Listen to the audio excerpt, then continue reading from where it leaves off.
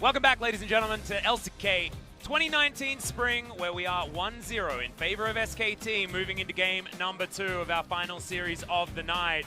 Very close to getting to the halfway point here in week number 9. Our second last week of the LCK, and SKT about to lock in that second place if they can win this game number 2. I'm a bit impatient to get to game number 2 because that was just a really good game. Like, one team was good, the other team was gooder, and the gooder team won. So that's a big point there. And you know who was the gooderest? Who was the gooderest? Certainly Teddy. 921 DPM on Xayah. Remember, Xayah's not a champion with a lot of poke. Yes, you can W in lane, a couple of times Q in lane. Yeah. Usually the DPN numbers are a little bit lower. Not often you go over 1,000 with Xayah, and he was very close to that.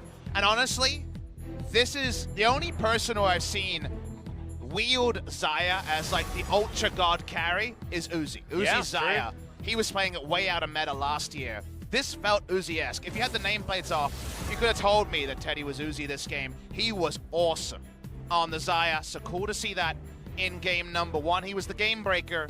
Game number 2. Remember we had Sandbox saying, will teamfight SKT say, well, we'll teamfight 2 and win later. Will we just have teamfight versus teamfight, or will there be a distinct identity coming into the draft number 2? And how is this red side actually going to be navigated from SKT? Because this has been certainly an Achilles heel of this squad. The last pick, Akali, left a lot to be desired. In previous series, it's been a lot of blue side victories for SKT in a lot of their wins. And sometimes it feels like they're kind of flexing a stage too far. Someone's juggling and also playing futsal or something, and it's like, well, you could just play one of these really well, and they're trying to do both, and sometimes they stack it. So because of that, we'll see if SKT can be a little bit more on point here. Lissandra always one we're looking for, especially recently with her rise to, I guess, infamy at this point. Even the match points are about the Win Sandra meta we have going on right now. I've had Riot Balance team reach out to me like, why is Lissandra in every game? She's so good. You know why it is? After it's because she does the thing that it says every time. She's so reliable in proccing the aftershock and CCing. Yes, there's some lane matchups that suck for her, but guess what?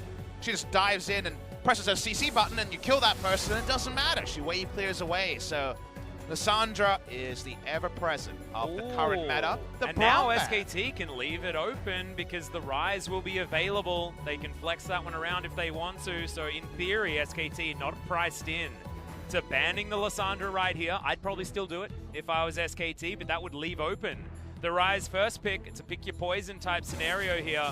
And the Olaf is going to be banned away. Lock it in, baby. Where's our first time ever in LCK history? Blind first pick, Garen, priority pick. There we go. That's what we need to do. That's the answer. I'm down, man. Don't say things you can't take back. I'm ready. Dude, I wasn't being facetious. It covers the Riven counter pick. You can't red side Riven if he first picks Garen. Think about it. Yep, I'm thinking.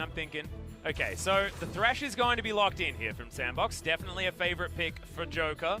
Joker has a bit of a trinity. On the bottom side of the map, it's the Galio, it's the Thresh, and it's the Shen that are his favorites. And now he can fish with a regular ability rather than the ultimate. Yeah, so he's happy about that one. He can Thank just goodness out Death Sentence is going to be there. Death Sentences on a much shorter cooldown. And he does that. He's one of our Threshes that just throws it whenever it's available. And you just take the surprise Lissandra as SKT. What does this say about Joker's champion pool? They have to go this way. And they kind of opted into this with the Braum ban. So let's see if they have a new avenue, or if they're just happy to Galio into Lissandra again. Could see an Ezreal here potentially from SKT if they would like to. You can also take Galio. Yeah. And then there's no Galio into Lissandra. I don't mind that as a choice. You can still flex it as well with Lissandra potentially going topside. Yeah, I'm not as big a fan of that, but I think there's a little cost to Galio, but they just don't care. Yeah, this is the option that I actually thought was a little bit better, just because Braum's banned away, so not a lot of denial on your true shot barrages.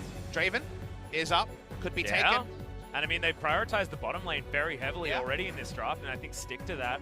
You could Draven into Ezreal here if you want. Draven Rise would be a very strong blue side draft here, and you'd only give one reaction pick to SKT. And keeping flexes on the blue side is actually fantastic, so Summit and Dove being able to share the Rise so effectively here for Sandbox, I think is huge. I'd love to see the Draven lock in here. Because if not, we go on Vayne. And Vayne is pretty risky when you have 3 picks left open for SKT to try to find answers to a Vayne. So right now, actually, they're going to skip the 80 carry, which suggests that Draven isn't high on the priority for today. They're going to take the Lee Sin and put Clid onto Jarvan duty, you'd imagine, on the red side. Yeah. Does have a lot of synergy with the Lissandra lane already. But we'll see whether they do decide to go for it. Nah, Tom Kench is going to be locked in here for Mata. So let's start thinking about extended benches, and I'm thinking mostly about Ghost and Clid, respectively. Clid is Lee Sin only, into Jarvan Olaf, into kind of one-offs, right? A couple of release games, a couple of Nocturne games. Nocturne been way down this week after being kind of almost every game in Seen a previous couple weeks. of bans, actually, but that was in our previous series. But otherwise, you're right. Not a lot of picks as the Draven. They were never going to get Draven. The Draven was gone the moment they didn't take it first round, and I think that's acceptable. Maybe the Vayne is coming out in this game. I like Vayne around Ghost Joker's pick, because then there's only going to be one pick for SKT to say, oh crap, Vayne, what do we do? So it's something they're thinking about, but it's not something that's actually confirmed to them till later. We'll see if the Vayne actually gets banned by SKT. Action onto Sandbox. You're thinking Clid champions here, right? So Jarvan is the obvious one. So Jarvan gone, Olaf gone. We're getting to the dregs now. Well, I mean, it's all two ofs, and that's going to be the Rek'Sai, the Elise, the Sejuani, the Xin Zhao. Well, Rek'Sai has the matchup, right? So I wouldn't mind a Rek'Sai ban. But this is the ban I'm not sure of. Do you ban Vayne? I think ban it. I don't think that you roll that dice. Ghost is practicing it in solo queue, so there's merit behind it, and they do ban. Yeah, I think that's a smart choice. The Lucian will then be gone for by Sandbox, but I think SKT are okay with just outscaling a Lucian. But I mean, it's not the Lucian's fault they lost game number one. In fact, he was so big, right? He was. In the early game that I don't think Sandbox is too worried about that. Go wipe steal bot lane and still be able to power. Again, you could Jinx, you could a lot of things, but we would definitely understand the Lucian again. They'll take away Kha'Zix, an old pick of Clid's from the LPL days. Interesting. Rek'Sai is going to be taken here, obviously. We already outlined that one. That's a no-brainer, to be perfectly honest, and I don't know why the Rek'Sai wasn't prioritized first. He hasn't actually played any Kha'Zix so far. Old pick it is. It certainly is a Clid pick, however, not this season. But you just knew Rek'Sai, because, like, why not Rek'Sai here is kind of the thought process. We didn't need to see it locked in to know that. You have the Unburrow into the Lee Sin Q, of course. It's a very famous mechanic. Not to mention the fact that the Tremor Sense is so incredibly good against Sandbox in the early game, trying to get that vision around the Baron Pit area. Do you blind Vlad if you're Sandbox? Interesting question to ask.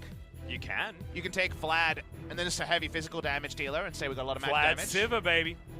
Aatrox is open and a Summit favorite. I know it's not one that inspires a lot of love from the casters around here, especially if our fellow color caster is on, but we're going to see comfort for Summit in this game. Can turret dive here with the Lee Sin very reliably, which could be an important thing to hasten the game. What the opponent will be, we'll find out, because Fiora's open, and it's Khan. Yeah, there are a lot of Khan champions that he can pick up here.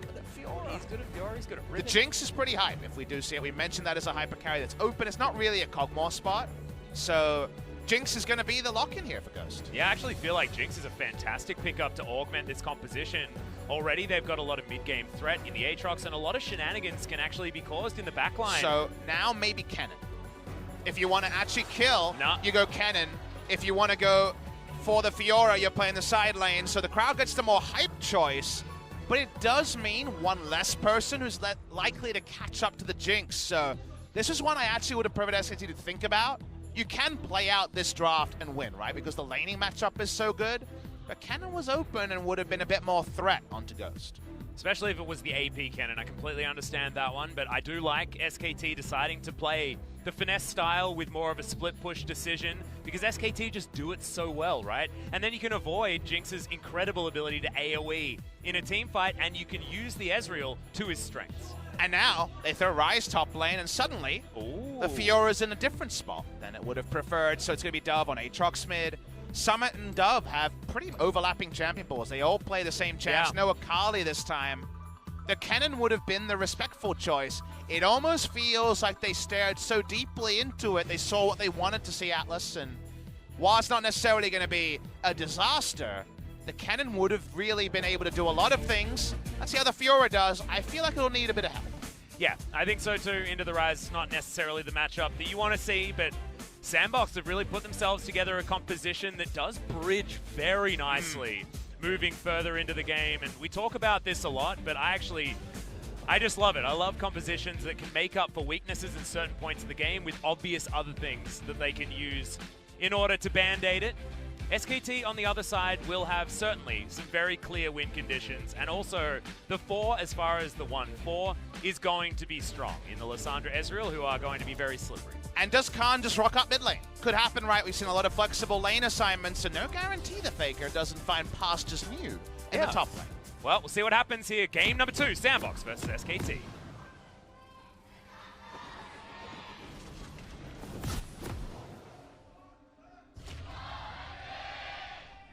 SKT fans in full voice looking for the 2-0 to create the biggest game gap between themselves and Sandbox. In fact, every single game matters here for this series because getting your game score up when you're so tight is actually a huge deal at creating that buffer. So SKT really want to finish this one out strong. We can't steal those LEC hashtags, Atlas. Hashtag every game matters is their thing. What our thing is what the Observer was showing, is that we got some interesting keystones here from SKT. It's fleet footwork on Khan, and notice that Clid's gone electrocute onto the Rek'Sai. Ender from the LEC broadcast is one of the biggest Rek'Sai players I know, and I know he's huge on Hail of Blades for even more burst in the early game. Heard him talking about that one. Makes a lot of sense. Conqueror is, honestly, it sounds strong. It's a bit trashy as a rune on a lot of champs right now. It was double nerfed since it was reworked, and now I'm not a huge fan of Conqueror most of the time.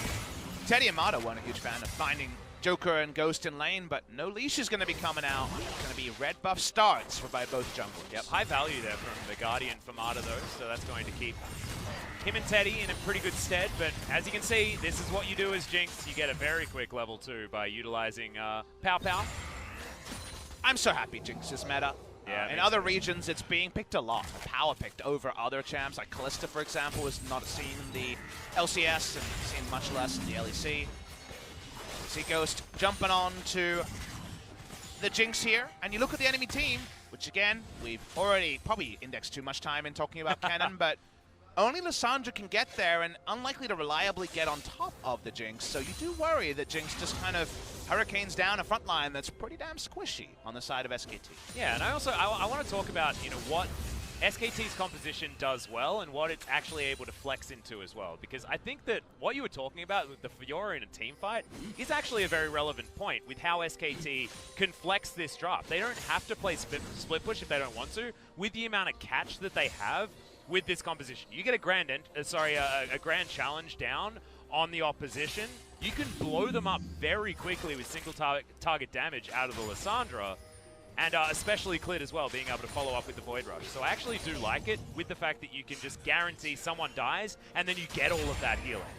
Again, we usually love seeing SKT on these champions and just lineups that punish scaling. You see Jinx and like, oh, scaling, but honestly, I feel like there's a lot of catch on both sides. This Clid's already out. Yeah, Dove is already dead as well. That's first blood going down very quickly in the mid lane. Beautiful Rek'Sai play. They're against a team that can brawl now, but if you brawl better, maybe it doesn't matter where Jinx will go. Really nice gank timing there, and using the Rek'Sai, who just like Shaco, comes over that wall and takes you down early. Yeah, we're looking for a turret plate here on the bottom side of the map. It is going to be Ghost being able to lock that one down, but you can see FLICKR, he's now up against OnFleek, and that just shows that this Aatrox is not going to be picking up any of this farm. Scary times here for Sandbox in the early game. This is the other side of SKT who can play fast if they want to. I love watching SKT play fast and loose in the early game. I think they're right up there with Sandbox, the best early game team in Korea. Griffin only this week waking up in the early game, and Dove walked up, and FLICKR said thank you very much. Turns out melee champions get punished by a W from the side. Yep, I also think that investing the flash over from FLICKR is much better than Clid, because now Clid can take that lead elsewhere around the map and still has the flash on Burrow available to really challenge these lanes. It's scary times. FLICKR just waits for a W and then he ease out, and otherwise going to be fine. And now he has a bit of gold to get a nice burst back. Look at this, the Dark Seal and also the Amp Tome. OnFleek's on a walk. Remember, a lot of CC here. Yep, Summit already doing way too much damage here to Khan. Gets the fleet footwork, but he's down to 100 health. The flash is going to come in. The lunge is going to be there. Riposta's available. Doesn't have to use it. 200 IQ, the problem solving with the minion wave coming in was perfect. Nicely done by Khan. He has always been known for this Fiora pick in solo queues to his re-debut onto Kingzone Dragon X, previously Longzhu. Was able to do good stuff on this pick. Beautifully and expertly done by Khan. He's going to teleport back to the lane as well and still has a CS advantage. The wave in not exactly the greatest position, but now Clid. Creative gank paths can come in as now he's going to try and spot the Lee Sin. Does find OnFleek there in the jungle. It's level parity. Q lands. But SKT, they know exactly where he is, and Khan is going to be completely fine. Really nicely done by Khan. Didn't take any mess from the enemy. Thought through the thing and thought through it quickly. Summit actually went for a power buy. He has an entire lost chapter on this back rather than a tier. Yeah. The tiers might be on the side of Sandbox, already a game down. And think about this. You slow it down and you're like, how do you get out of this? He does it perfectly here. Really nicely done by Khan. And just finds solace in the minion wave. Look at the Sandbox goes. He's devastated. Yep, absolutely. You can understand exactly why. And the genuine glee from no doubt an SKT fan. And also just Khan fans in general, right? Even if you were a Kingzone fan and you're coming over to SKT now following Khan, you're going to be so happy seeing him play so well over the last few weeks. Because we're just so used to talking this guy up and then being disappointed.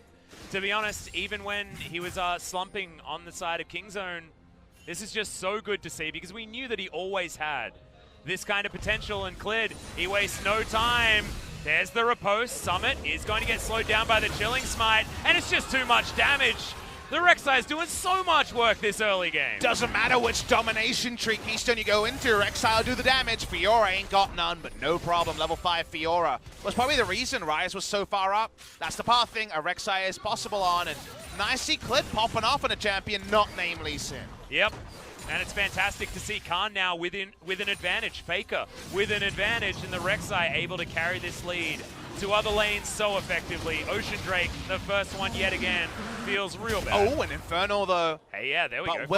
Will that finally be SKT's invitation to fight though? Because they've been very passive around Ocean Drakes. Ocean Drake first spawn, really nice. For specifically Summit, who would love this one. Doesn't have his tier yet. Going to be a late transform, you'd imagine. He's got battle stats that aren't going to be useful. His flash is still up, so he's going to be... This lane spot, by the way, is awful for Ryze. He feels terrible about this, but he's going to try and push it quickly. Guess who's here to punish him before he can get the push on? Well, Flash actually wasn't invested. I know, but still, Summit, he's so far out. Yeah, can they actually get him locked down? Clid's decided that he's going to get the flash off. Jump on in, gets the flash trade there between the Rek'Sai and the Ryze. And that's when it's worth it, because next time Khan will have a flash advantage in about 2 minutes and an ult to just kill Ryze himself. So that's a good time to trade summoners. You called out earlier how FLICKR flashing instead of Clid was big. Let's talk about bot lane as OnFleek. He's going to try and work out his angles. Yep, Marta's going to have to use the cleanse, uses the Grey Health there as well. It's the kick for the mini stun into the wall. Super Mega Death Rocket comes down, but it's only a 1-for-1 trade. It's even more turret plates, but this is exactly what you were talking about. Grand Challenge is going to be issued. Summit isn't going to go down, keeps himself alive, and the turret is going to stay up as well, as Teddy has a red buff after all of that. Turret aggro there was important. The Lee Sin couldn't chase further. After the rocket hit, I thought they might chase down a second kill, but turret aggro. Trolling OnFleek. They only get Marta through all of it, and Teddy picks up kill credit as well. The kills right now are on the man who set up all the dominoes, and the man who usually just knocks them all off in Teddy in the late game. We're going to watch the replay. Remember, it's 3v2, and they don't out-trade in a big way. Yep. OnFleek comes on in, gets himself the high-value kickback onto Teddy, locks him down in plates for a long time, but he gets out, and the trade of kills is actually really bad for Sandbox. We love those SKT listen-ins there. Not too joyous, despite getting a very nice 1-for-1 trade. But Marta died, and you can see on his face that he was absolutely fine with how that situation went. Khan not so fine with this top lane scenario. I mean, it's not an ideal matchup to Ryze, right? So because of that, things have been a bit helter-skelter in the top side, and OnFleek looking to punish him. Doesn't have kick available on Clid, who's been ahead of the play the entire game. He's rolling up, and right now he'll be unsighted but expected by Sandbox. Yep, and that's just a minion wave guarantee gank to come in from SKT, so they're still able to actually get a lot of high value. Even stealing away this blue buff is a little bit more than they necessarily needed to. It was already a victory, and then FLICKR still is able to lock that one down. Bot lane has been more joyous for Ghost and Joker than we would have assumed. It's been kind of the off-screen action that's happened. It's I guess, 1.5 minion wave advantage in the bot lane. An example of the fact that Clid has been playing top side of the map for SKT rather than bottom side. Something's got to give somewhere. If they're also losing bot side, then you're like, okay, this is just an out skill on the side of SKT. And you'd look at the other series that Sandbox won against SKT and wonder how the heck that even happened. Exactly. So good that there is at least a counterpoint, and Jinx is a great counterpoint that can pop Kettle Black in the late game. Teddy now has himself the Iceborne Gauntlet fully completed before a tier. This is a very defensive choice. And what does that tell you? It tells you that my jungler is quite liking the top side of the map, but he doesn't want to have a holiday bot side anytime soon. But could also situationally be for chasing. He even amusingly has the blue buff, so he's going to be there. Yep, it's clearing away on the bot side. Jinx has a one-item power spike. She didn't with item builds before. Now that Infinity Edge can be built without being a troll. So you get the right RNG, you get the right chase. Berserker Greaves, BF Sword Pickaxe was always the Jinx build the last time Jinx was meta. And honestly, the last time Jinx was meta was kind of when IE was in its old self. Yes, now it's back to that state, so I do like that a lot as well. The extra attack speed that you get from the Q is why it's so much more valuable on the Jinx than other possible choices. And why you love Jinx buying flat attack speed, so flat attack damage, just a bit of attack speed, is if the enemy ever recalls, you just obliterate turret plates. Turret plates weren't there last time we had a Jinx meta. You can never find any space to leave lane because she just unloads a flurry of damage with all her early game attack speed. Well, you can see even when it was Teddy and Marta just sitting under the turret, Ghost uses the extra range and just mows it down anyway. Don't even need to find a back timing at all. Tier is done here for Summit. Finally completed for Teddy as well, as FLICKR is struggling in a lot of these trades against Dove. Finally, an Infernal Chains misses.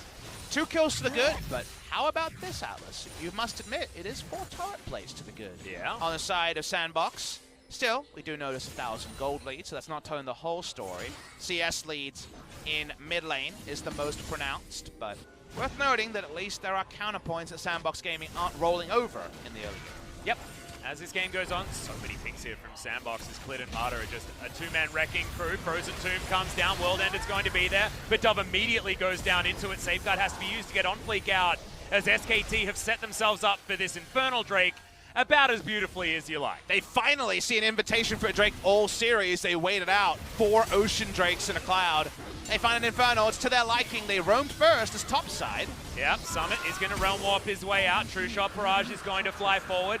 I don't know what it's looking for, to be perfectly honest. Looking for a backing Dove by the looks of things, but doesn't actually find any joy there from Teddy. But what I love seeing, Atlas, is how organized SKT are. They identify, ooh, a Drake we'd like to fight for. Who roams first? But Teddy leaves the bot lane. Jinx was the only champion of the bot lane quartet or trio. I couldn't really tell how many were there. That wasn't going to be able to make it to the mid lane. They poke around, they get control on the objective, and they take it. So in one fell swoop, around an objective they've shown no priority on all match day.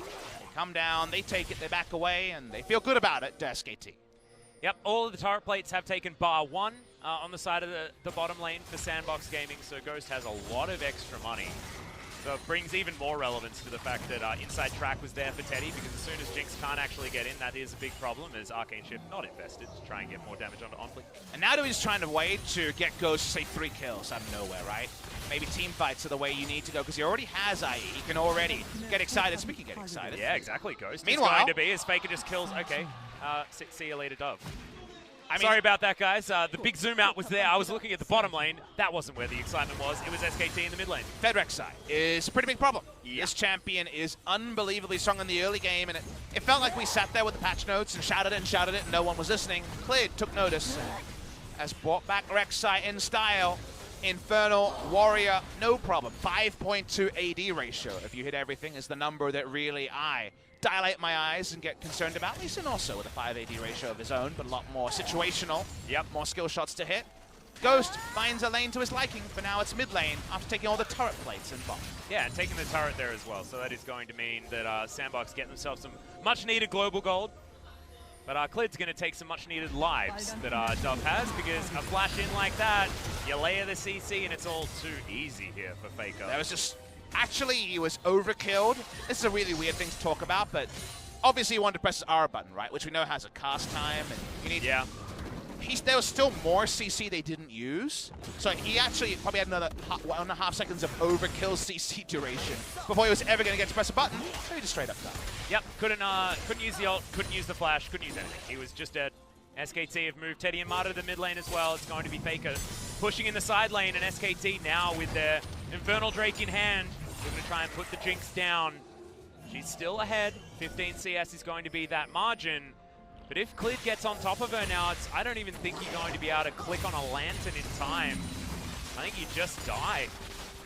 And it was teleport Jinx, not cleanse Jinx, to skip over the QSS. So, like you're saying, going to be a required purchase, and they need damage from somewhere. Summit top lane. Remember, this do-si-do with the lane assignments was at the cost of mid lane being a bit all over the place. And Summit hasn't been able to grow a huge CS lead to actually pay off the Aatrox, who's not doing so well. Yeah. Khan up here towards the top side is just weathering the storm. He's within touching distance of this minion lead that Summit does have, and not too many plates did actually go down in favor of the Rise with that range advantage that we talk about all the time. Ravenous Hydra almost there for Khan as well, who's just soaking up minion waves under this turret as best he can, wanting it to survive for about as long as possible. And that Weathered Storm should lead to some all-in potential later in the laning phase. All right. Lane. Yeah. CT bar going to be utilized there as Dove doesn't get the Infernal Chains. They wait this one out, and this is a see your death moment if ever I've seen one. Void Rush. Oh, okay. They don't wait long enough. Slight misplay there from SKT as now Marta has to eat the Grey Health, but the Flame Trump, as you can see, are going to stop him from being able to get there. OnFleek, that's a bit of a mistake. As Teddy able to avoid that one. He's waiting for another E. The Arcane Shift would be the end of OnFleek, but Safeguard gets him over to Joker. He's still going for it, but gets himself over the wall, and this took a little bit of a while, but FLICKR is able to lock that down. The Ignite isn't going to be enough, and FLICKR survives. So much action across the maps, LPL style. They were brawling in all three lanes. They're going to push through mid lane. We know how fast the minigun will take down this turret. Teddy has to watch on. Can't clear all the minions with the True Shot Barrage, and the win condition is get ghosted in team fight post haste. Yep. Teddy needed to have that Arcane Shift available as well. Jinx getting excited as that turret falls down. OnFleek going to be able to take another Shelly Rivers, but Marta has decided that himself and Clid don't want to let this one go down for free. Death Sentence is going to land. Teleport from SKT. They're going aggressive as Marta gets himself the Devour. Shelly is still fighting in this one, but there's the ultimate from FLICKR. This is what we were talking about. The Jinx just can't click anything because she's dead before she can make a decision. Khan makes his way in. They even get Shelly Rivers. SKT even it up as far as the Shelly count for this matchup. And Sandbox reeling at this stage. But it was a plot twist, Atlas. We saw the machine gun running. We thought, is this the moment where SKT had been too bold? However, they have the backup. They can call it in, and the super best friends show up, and there's no answer from Sandbox. Dove ambling back to the mid lane after not being able to be involved in the play. So SKT, like you say, still end up with the advantage there, and Jinx goes down for the first time this game. Yeah, it's unfortunate because that was also a lot of kill gold going over to SKT. 2,000 gold going to be their lead as we check out this replay from a long time ago. Yep.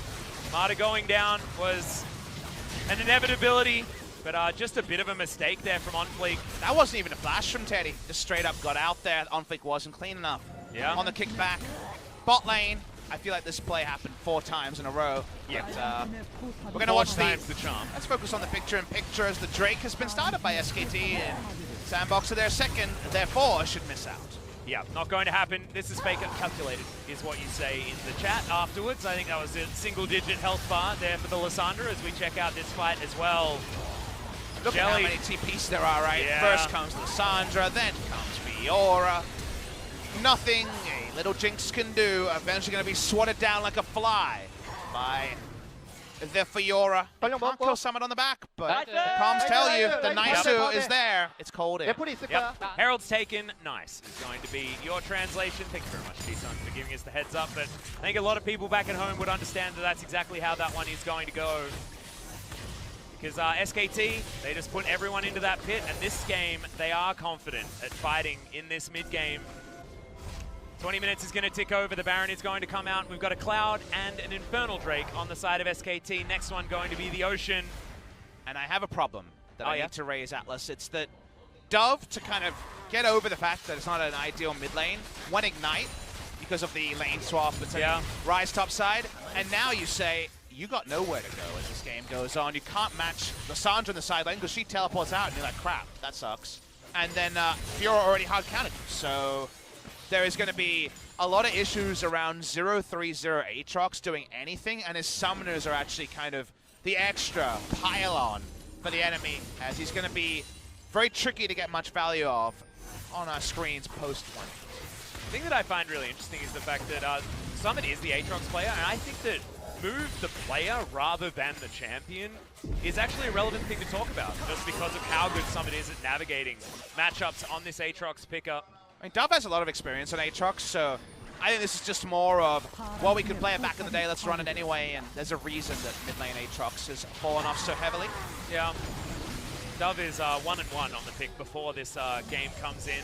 As far as LCK stats, but you're right, has played it a lot outside of the LCK. Abyssal Voyage comes in, SKT playing very aggressively here towards the bottom side of the map. Minion Wave not in position for the inner turret on the bottom side. That one is still very neutrally posed.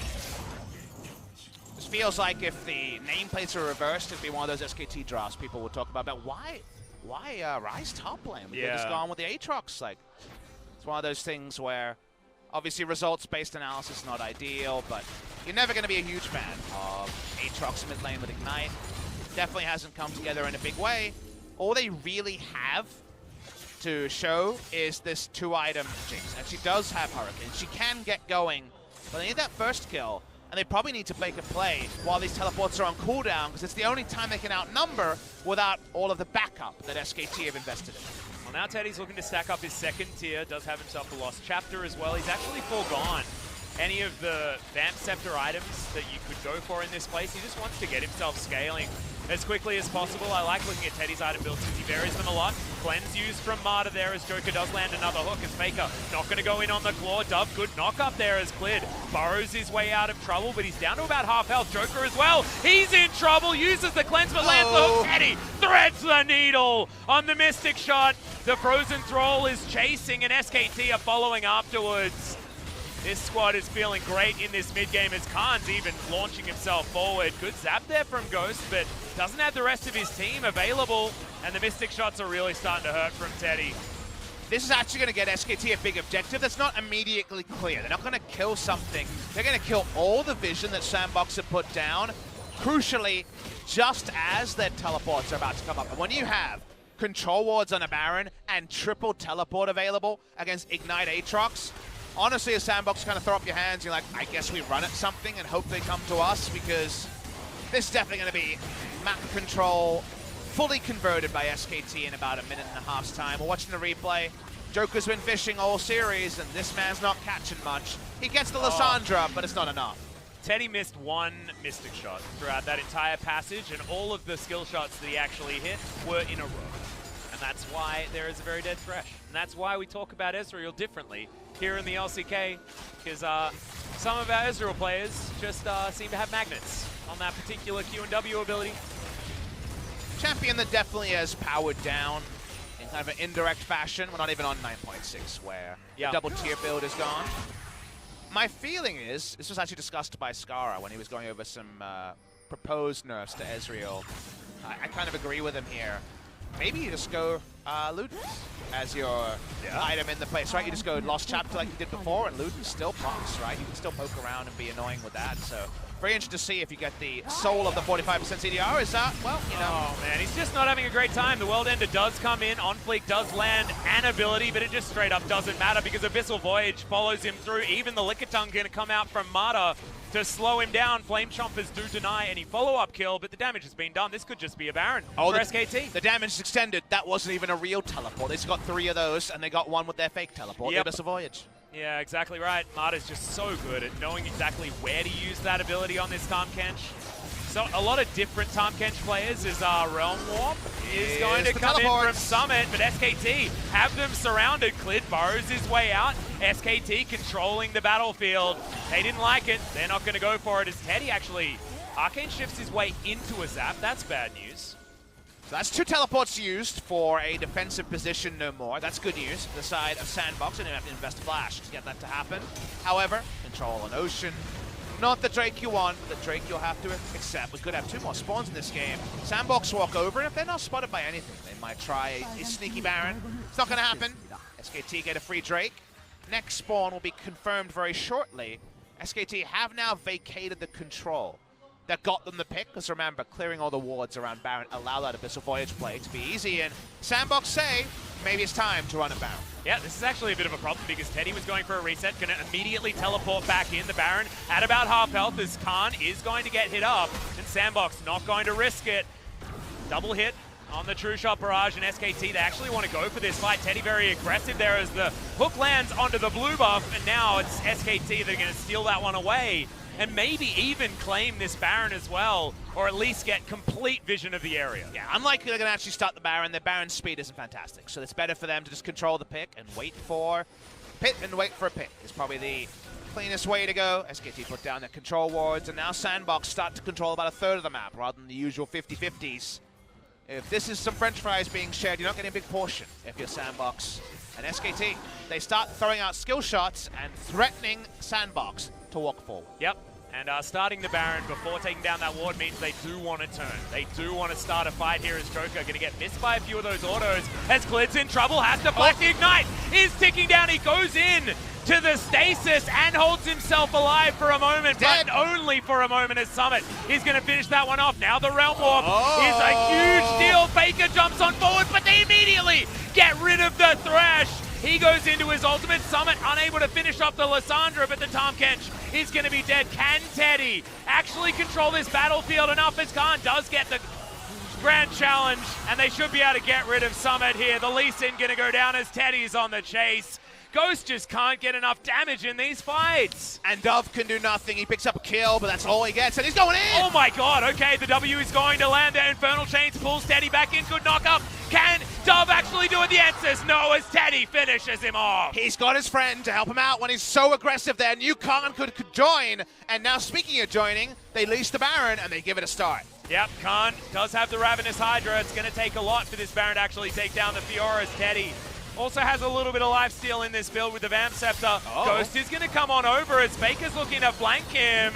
They are going to be able to get rid of the Jinx. He's trying to make it onto the land. Does get that True Shot Barrage.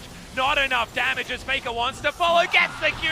Max range as Joker immediately cleanses the ultimate, but the damage is done. Double kill for the mid laner of SKT, and they're already killing the Baron. And Summit just teleports in to see the bad news. OnFleek picks up a cleanup kill onto FLICKR. They can't play 3 lanes as cleanly, but they got 4 Baron buffs in a dream. Yep, Faker's happy just to say, all right, that's all right, as he heads back towards the Death Chamber because his work here had been done. SKT, beautiful play here to mop up what looked like a fantastic opportunity for Sandbox. Some big lungs there, Atlas. There was a lot of action, and it went long because Clid was burning down very early, has to use the defensive stasis. He dies, and you think, is this the moment? Is this the throw? But a lot happens from here, and I want you to watch the end of this fight. Firstly, Teddy ults. They catch them in a CC chain to begin.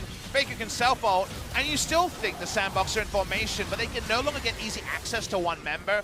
Very easy to disengage. Fiora and Ezreal are nice and slippery, and then Khan just gets the healing field down. Summit's whole health bar is wasted, and Teddy, he's eaten his wheat bix this morning, and he's feeling real aggressive. Yeah, I was watching Khan during the team fight in live. Didn't watch Teddy just snipe out the Lee Sin.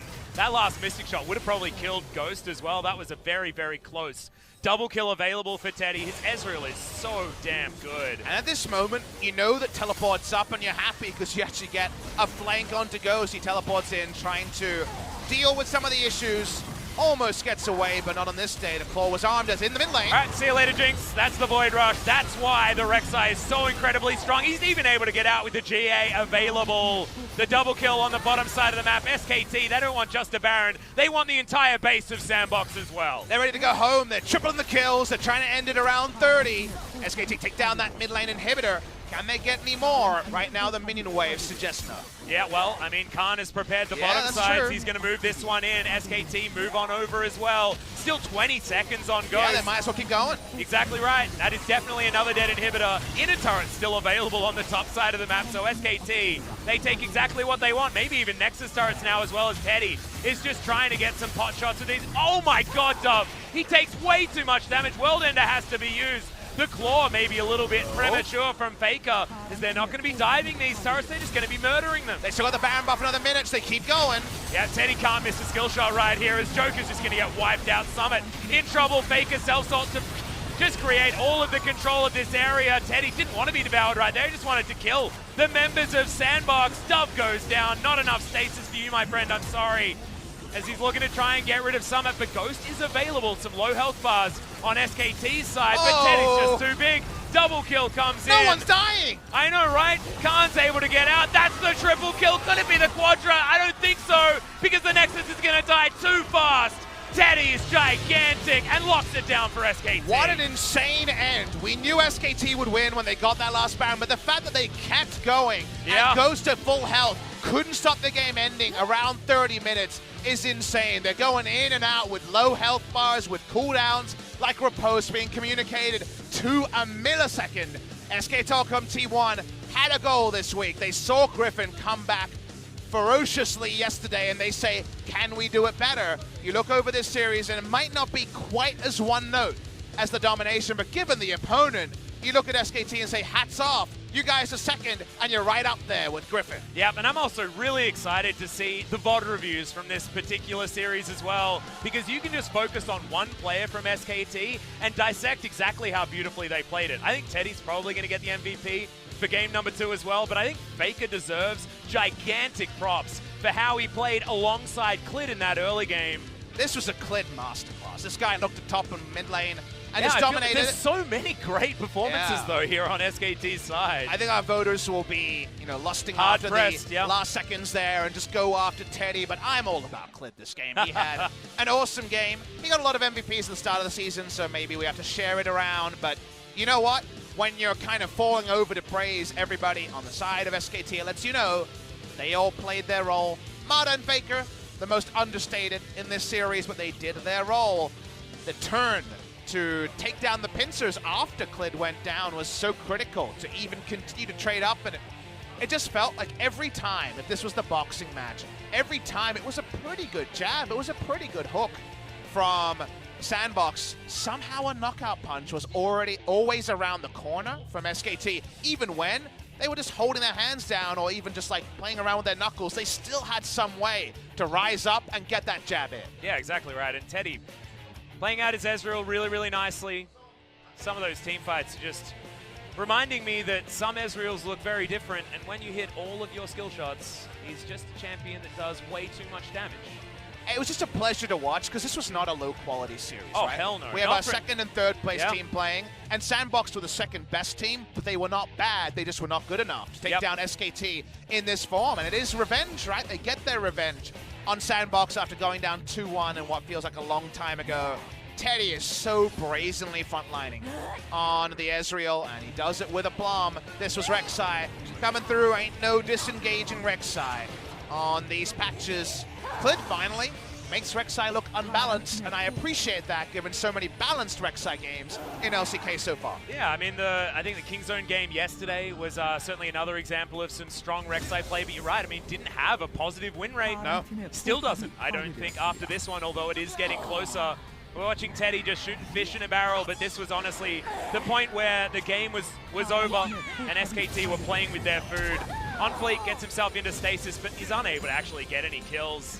As Nexus turrets go down, the Nexus could have been the option, but Teddy wanted to get himself a triple kill before he gets the 50 gold out of the Nexus. And now your conundrum, it finally feels like SKT is growing into the Dream Team title, because we got so seduced in Kesper Cup by the Dream game, where they got 15 turret plays and just took it down. And then SKT, bad to just see, they lost to Damwon Gaming 2 out of 3 times. They had a lot of issues. They had some drafts that weren't great. And you're like, okay, not as good as the sum of their parts. But now, you're at that point where you're like, okay, well, you can't really ban out Khan. He plays those counter pick carries. Teddy's an 80 carry. FLICKR is able to show up on carries in the second half of the season. And your last member was to look at Clid and be like, what about after Lee Sin and J4? He plays only those 2 champions. Yeah. Now the Rek'Sai's there. The Elisa Nocturne can be dusted off. Suddenly, you're short about 20 bans, and that's a pretty good sign for SKT. Because when the best of 5s come out, you got some deep benches of talent to draw from on just a cavalcade of champions. And then you've also got so much experience behind them as well in Coma and Zephyr, and if you're sending SKT to a tournament like MSI, damn, I mean, Coma himself has been to almost all of them and has won as many as you like as well. I mean, 2015 was the first one that I saw, and it was very, very close to SKT winning that one. Oh my goodness, this team is very, very strong. Still Griffin to contend with. Griffin did 2-0 this squad, but if this is the SKT that's going to be in the finals gauntlet, Griffin is going to be sweating thinking about how to take on that particular challenge. And if this was a redemption arc, you know, trying to pay back an opponent that failed you, this would have to lead in some sort of hug afterwards, because it just wasn't close in the second half, right? It was just SKT showing how much they've learned over the course of, I believe, I want to say 12 best of threes, 12, 11, 13, somewhere around there. Because the Sandbox game was nice and early in the season.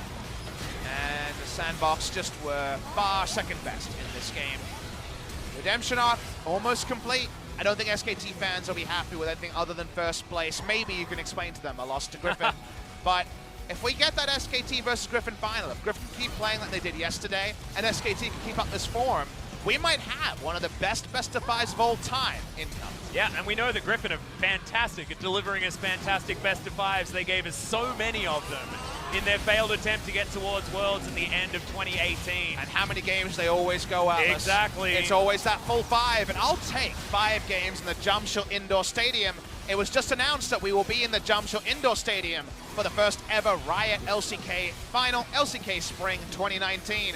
That is, of course, a venue where there was a very famous 5-game final. The last final there was the Rocks Tigers versus KT Rolster. It was summer 2016. It went 0-5, 2 HP later. Scores team went down, and the Rocks Tigers picked up their only triumph. Yep, shout out to Dora Monte Cristo as well. I believe that was their last final. It was our last TriCast, so yeah. A lot of lasts there, and what will we pick up when we get to that building? I hope we pick up some action in 5 games. You can never ask for more. Yeah, I actually don't mind which team it's going to be. So far, our teams in playoff contention so far can deliver some pretty electrifying best-of-5 series.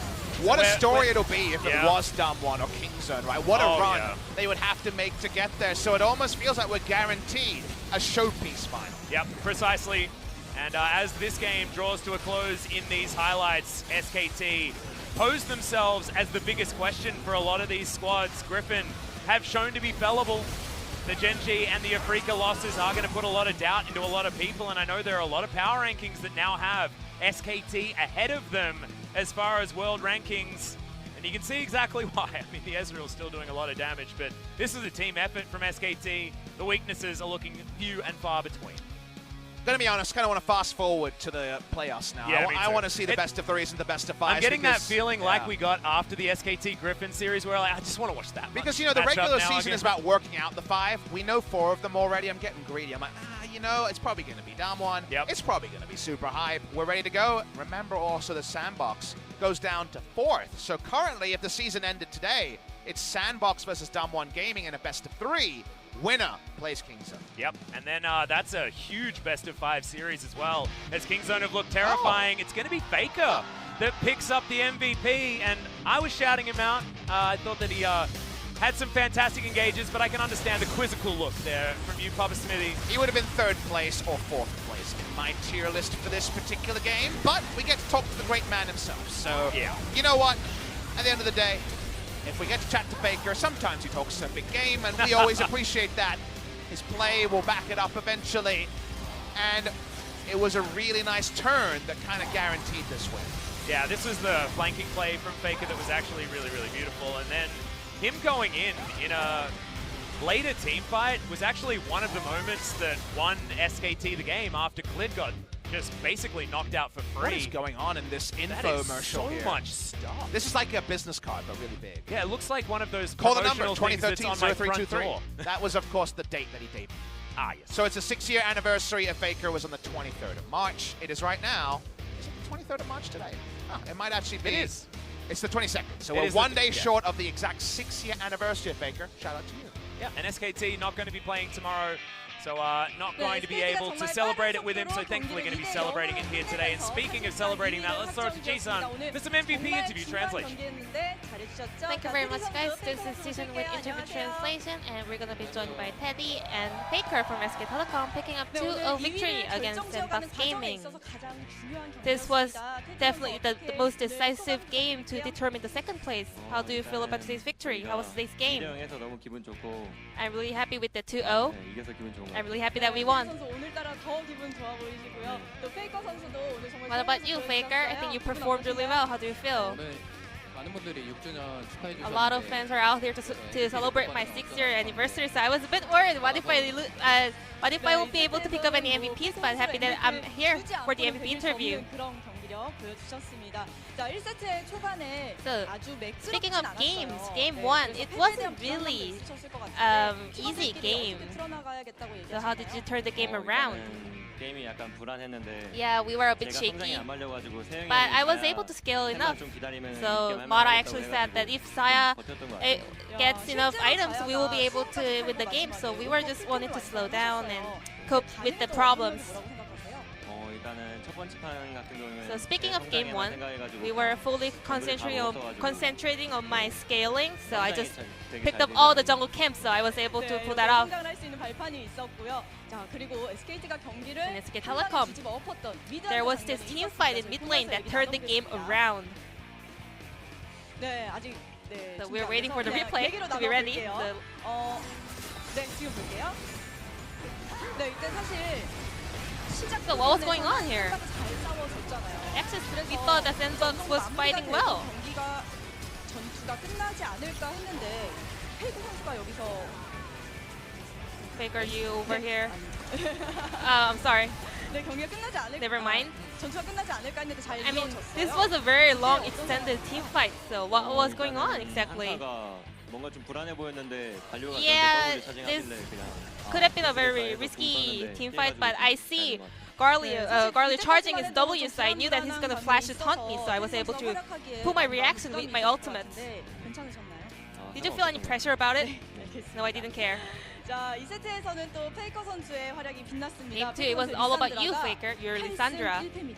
You're on 8 wins and 1 loss. 리산드라가 정말 주목을 받고 있는 And also 상황에서 Lissandra is one of the OPs in the current meta, so what are your thoughts about the champion? 일단 좀 별로 재미없는 것 같고요. It's 많이 no 하다 fun. 보니까. I've been playing it too many games. 또 리산드라를 할 때 But however, whenever I play Lissandra, 약간 my teammates, 팀원들이 못하고 있을 때도 좀 whenever my teammates are trolling, I'm able to carry them, so I think it's a good pick. 특히 승률이 높은 그 Why is your Lissandra has such a high win rate? Because I'm good at it. 네, 맞죠. 잘하니까요. 네, That's 오늘 이 the answer. You're good at 세트에서는 it. 클리드 So 선수와의 in game 호흡이 2, 정말 your 좋았는데요. teamwork with 렉사이가 Clid was really 점수가 outstanding, and 감정이었어요. Rek'Sai actually had the 경기를 electrocute 더 편했다고 rune. 생각하시나요? So was that a 일단 제가 better rune for him? 감정이 들었다는 거를 경기 끝나고 알았거든요. Well, I actually found that out after game that 그리고 뭐 he used that 약간 rune. 갱킹을 So 할 때 제가 호응을 워낙 잘했기 때문에 Well, 홍콩이어도 잡았을 것 같습니다. I mean, I was so good at following 콩콩이어도 his gank. 멋진 So 모습 even though he 보여줬을 went with 거라고 Airy, we will 생각을 be able to win the game. 오늘 굉장히 상대 그 딜을 다 받아내는 You were 잘 absorbing 피하면서 so much 실수를 하는 damage and 장면이 많이 aggro, 있었어요. and 저희가 you were 준비를 해봤거든요. surviving with such a low 만나보겠습니다. health. Though, let's go through some replays here. 네, 바텀 장면인데요. This is 생각보다 the skirmish in the bot lane. I mean, it took quite a long time to take down Dove. 원래 이게 진짜 죽으려고 생각을 안 했었는데 생각보다 좀 세더라고요. Well, I actually didn't expect me to go that low, and I didn't really expect me to like go near dying. But actually, Aatrox, the damage was really strong. 수한방을 피하면서 이때도 원래 약간 Over 좀 here. 죽을만 했는데 Well, I actually could have died there, but I think just Rise let me survive and get out of there. 상황에서 스킬 피하고 하실 때 다 계획을 하고 어느 정도 So do you calculate everything whenever you do that kind of plays? 그 죽을 거라고 생각을 하고 할 수는 Well, 없으니까. I mean, 어느 I 정도 can't 안 just 죽을 play 거라고 like I'm 생각을 just gonna 하는데 die there, you know? I try not to die as much as possible, so but there are some times that I am able to kind of survive with very low health. 킬로 연결되는 그런 느낌이잖아요. 네, 페이커 선수에게 부담감은 없나요? But do you feel any pressure going into some team fights? 부담감은 Not really. 저도 워낙 오래 했다 I've been 보니까 playing as a pro gamer for a long time, 부담을 가지고 하진 않는 것 so I 같아요. don't feel much pressure 않는 것 in 같아요. games. 네, 알겠습니다.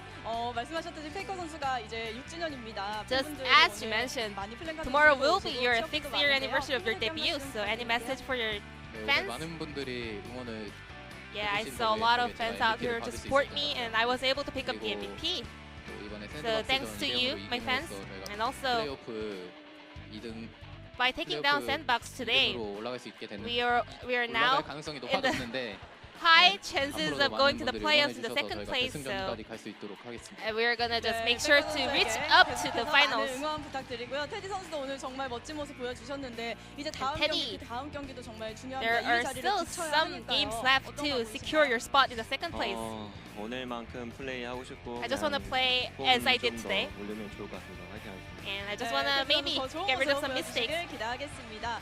페이커 선수도 앞으로 경기에 대해서 And FLICKR. 이제 뭐 각오가 있으실 So 것 같아요. how we're going to prepare your upcoming matches. 오늘 이제 샌드박스전은 이겼는데 Well, we 다음으로 did take down Sandbox, 두 경기 잘 but we 치러가지고 still have 2 games left. 스프링 시즌 잘 So I just want to pick up good 마감하도록 results 하겠습니다. and I just want to 여러분 end 다시 the 한번 spring 테디 선수, split with 페이커 선수에게 큰 satisfying 박수 results. 부탁드립니다. Thank you. 오늘 인터뷰 감사합니다. Thank you very much for this interview, 네, and I'm going to SKT pass it back to our 이대영 casters. 팀과 함께 Thank you. 중계선 연결할게요.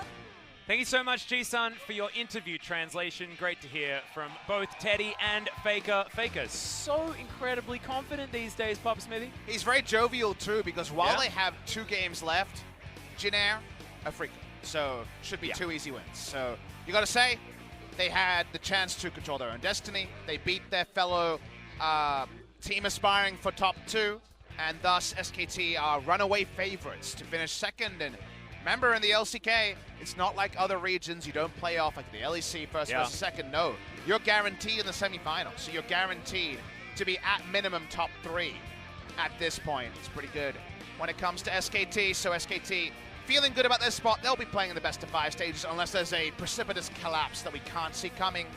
They're turning on when they need to. Kingzone, SKT. They're the teams that have been the big movers recently. Yeah. And Griffin had a nice performance yesterday, but I want to see more from Griffin before I have a full opinion on if they're truly back. Yeah, exactly right. And now they're only 1 win ahead of SKT. Still not played as many games as SKT has. They're going to be playing tomorrow up against Damwon Gaming, which is going to be a huge one for Damwon's position in the standings as well. They're wanting to get some wins towards Sandbox. If Griffin win by any score, I believe they're guaranteed first because they would move to plus 22. From there, they could only move down to plus 18. SKT could rise to plus 18, but the tiebreaker They only would go have to Griffin. 2 more matches to go. But the exactly tiebreak right. will be broken by Griffin because they have 2-0 head-to-head. So Griffin by any score, guarantee first. It seems like a foregone conclusion. They get a lot of chances to do so, but that's the bookkeeping you need to know. Speaking of which, that could be tomorrow. Yeah, exactly right. It is going to be LS and Valdez that are going to bring you Jinair versus KT. Spoiler, huge one. For the bottom side of the standings, KT need to win that game if they stand any hope in getting out of relegation zone. Griffin versus Damwon afterwards is the hype matchup. And this will be the real test to see if Griffin have officially bounced back and whether or not Sword has shored up his problems on the top side. Because whether it's Flame or Noggery, both of them have been formidable. Who do you play? I'd play Flame just because you can guarantee that you do have that extra experience, and Damwon do play very well when they're controlled. Red side Noggery, though, is my kind of temptation. Yeah, here. that's true. So if anyone's going to use red side, Noggery and Showmaker, I think is the duo you want, but you'd understand both, and I'm just always interested in the mindset of Damwon, because we know they've got a lot of useful tools, but sometimes they trip up on the execution. Yeah, well, we'll see what they are going to be able to do still. A whole lot more to go here in week number 9. We've got Saturday and Sunday's matches of the LCK. We are going to say goodbye to Papa Smithy for this week, but don't worry. LS is going to be with you on the weekend to take you through all of these matches. I'm going to be back on Sunday for more LCK, but tomorrow I'm going to rest my voice because today was a lot of hype, a lot of yelling.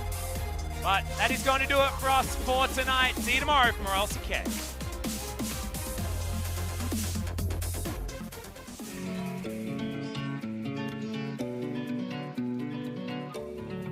You take me higher when I feel low.